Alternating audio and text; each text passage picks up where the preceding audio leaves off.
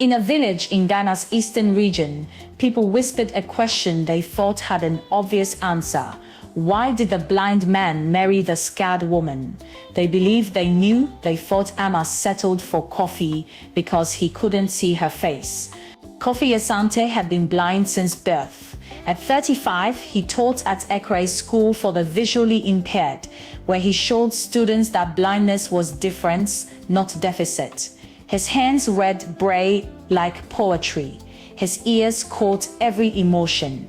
Ama Mensah carried burned scars from a cooking fire when she was 7. The right side of her face and neck told a story of survival. She had spent her life avoiding mirrors, believing no one could love what they saw. The village whispered, "She's beautiful but scared. He's blind, so he doesn't know." They assumed pity brought them together. They believed Ama took advantage of Kofi's blindness. They were wrong about everything that mattered most in the world. Even Kofi's mother, Auntie Ifowa, had opposed the marriage. She believed Ama was using her son. How could he know if she was truly beautiful? How could he see her heart? But Kofi had never felt more certain of anything. Kofi experienced the world through sound, touch, and intuition. He knew Ama's laughter like music. He knew her voice like home. He knew her spirit like light. He had never felt disabled until people pitied his choice of wife. The village asked the wrong question. It wasn't why the blind man married the scarred woman. It was, what did Kofi see that everyone else had missed?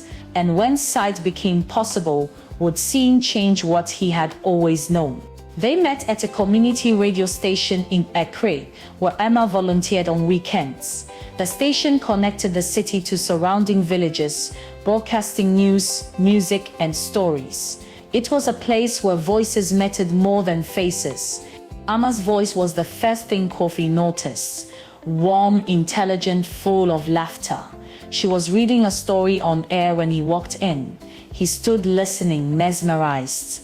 When she finished, he asked her to read another. She smiled and did. They talked for hours that first day, about books, about teaching, about music, about everything that mattered. Amatha forgot to be self-conscious. Kofi forgot that others judged by appearances. They both forgot that time existed beyond this conversation. Kofi taught orientation and mobility at the school. He showed students how to navigate the world with confidence, how to listen for echoes, feel for textures, trust their other senses. He had never felt limited by blindness, just differently abled. Itama returned to the radio station the next weekend, then the next. She told herself it was for the volunteering, but she knew the truth. She was hoping Kofi would be there, and he always was, waiting for her voice. They fell in love without sight. She loved how he listened with his whole being. He loved how she spoke truth without pretense. Neither could hide behind appearances. There was only authenticity, vulnerability, and a connection that grew deeper every conversation. When Kofi first touched Ama's hand, he traced her fingers like reading braille. She held her breath, wondering if he could feel her scars through her sleeve. He smiled and said, "Your hands tell stories. I want to know them all." 6 months later, Kofi proposed, not with a grand gesture, but with simple truth. "I love who you are. I love how you see the world. I love how we see the world together. Will you marry me?" Ama said yes, through tears. Auntie Everywhere was not pleased. She believed Everywhere was taking advantage of her son's blindness. "How do you know she's worthy?" she asked. Kofi replied, "How does anyone know? I know her heart. I know her soul. That's enough for me." The village gossip was cruel. She settled for him because of her scars. He doesn't know what he's getting. It won't last. Ama heard every word. She had spent her life believing she was unlovable. Sometimes the old voices returned to haunt her. But Kofi had never been more certain. He told Ama, I don't need sight to see you. I see you in how you speak to children. I see you in how you volunteer without seeking credit. I see you in every kindness. You are beautiful. Their wedding was a celebration of color, music, and joy. Ama wore stunning traditional dress, beads, and head wrap. Kofi wore kente cloth. They danced to high-life music. The village attended, still whispering but unable to deny the happiness they saw. They built a home filled with texture and sound. Woven baskets, carved wood, fabric patterns. Their radio prominently placed photos from their wedding. On the walls, Ama removed all the mirrors, not because Kofi was blind, but because she still couldn't look. For 3 years, they built a life of profound happiness. Kofi taught, Ama volunteered. They cooked together, navigating the kitchen by touch and laughter. They talked for hours like they did at the radio station. They proved love doesn't need sight. Then Dr. Owusu called, a surgeon specializing in experimental procedures. He had reviewed Kofi's case. Recent advances in optical nerve regeneration made restoration possible. The surgery had a 70% success rate. Kofi could potentially see for the first time in his life. Kofi felt curious. He wondered what colors looked like beyond descriptions, what light was beyond warmth, what Ama's face looked like beyond what his hands had told him. He had built a rich world without sight, but the possibility intrigued him deeply. Ama felt terror. For 3 years, she had been loved without being seen. Kofi loved her voice, her spirit, her soul. But what would happen when he saw her scars? What if the sight of her face changed everything they had built together? They talked late into the night. Kofi tried to reassure her. You are the woman I love. Sight won't change that. But Ama had lived her whole life with people's reactions to her face. She knew how eyes could hurt more than any fire. Kofi felt torn. He didn't want to hurt Ama, but was it wrong to want to see? He had never felt disabled by blindness. He had built a full life. But the possibility of sight pulled at him like a curiosity he couldn't name. Auntie Ifuva, who had watched her son's marriage with growing respect, visited. She told Ama, I was wrong about you. Kofi has never been happier. Don't let fear steal what you've built. True love survives, being fully seen. It might even deepen. They decided to wait. Not to avoid the question, but to be sure. Kofi told Dr. Iwusu they needed time. Amina tried to prepare herself for the possibility. They both wondered, would seeing change everything? Neither knew the answer. Fear lived between them now. Amina had avoided mirrors since childhood. At 7 after the fire, she saw her face in a hospital mirror and wept. From that day forward, she learned to dress, comb her hair, exist without ever seeing herself. She became invisible to her own eyes. Kofi was the first person who made her feel beautiful, not despite her scars, but completely wholly. The way he touched her face with reverence, the way he said her name, the way he loved her without sight, made her feel seen for the first time. Kofi had never felt disabled until people pitied his wife. His students thrived. His life was full. His marriage was joyful. But the village's whispers suggested he was missing something, that he had settled unknowingly, that sight would reveal a terrible mistake. They fought. Ama accused Kofi of being curious about her face, wanting to see if the village was right. Kofi accused Ama of not trusting his love. Both were terrified, both said things they regretted. Both wondered if doubt would destroy what blindness had protected. Amama cried alone that night.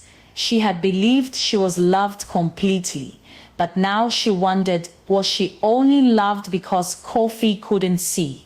Was their entire marriage built on absence rather than presence? Was she destined to be unlovable to seeing eyes? Kofi sat in the darkness he had always known. He realized he didn't need to see Ama's face to know her. He already knew her. Every curve, every texture, every expression. His hands had read her face like braille. Sight would only confirm what touch had taught. In the morning, Kofi found Ama. He told her, I want the surgery not to see if I made a mistake, but to see the woman I already love. I want to see you with my eyes, because my hands already know you're beautiful. Will you let me? Dr. Usu explains the procedure carefully. Optical nerve regeneration, targeted cellular repair, weeks of healing, 70% success rate. Kofi signed the consent forms. Ama held his hand, trying to be brave. The date was set for the following week. Everything was happening. Ama prayed in the village church, where they had married. She didn't pray for Kofi to still love her. She prayed for strength to accept whatever happens. She prayed for courage to be fully seen. She prayed for faith that love was stronger than fear. The village buzzed with anticipation. Everyone knew about the surgery. Some whispered that Kofi would finally see his mistake. Others hoped he would prove them wrong. The church bell tolled the morning of the surgery, and the whole village seemed to hold its breath. The surgery took 6 hours. Dr. Owusu and his team worked with precision, regenerating damaged nerves, repairing connections that had never functioned. Oma waited in the corridor, unable to sit still, counting minutes like heartbeats. Auntie Efua came to wait with her. When Kofi woke, his eyes were bandaged. The surgery was successful, but healing would take weeks.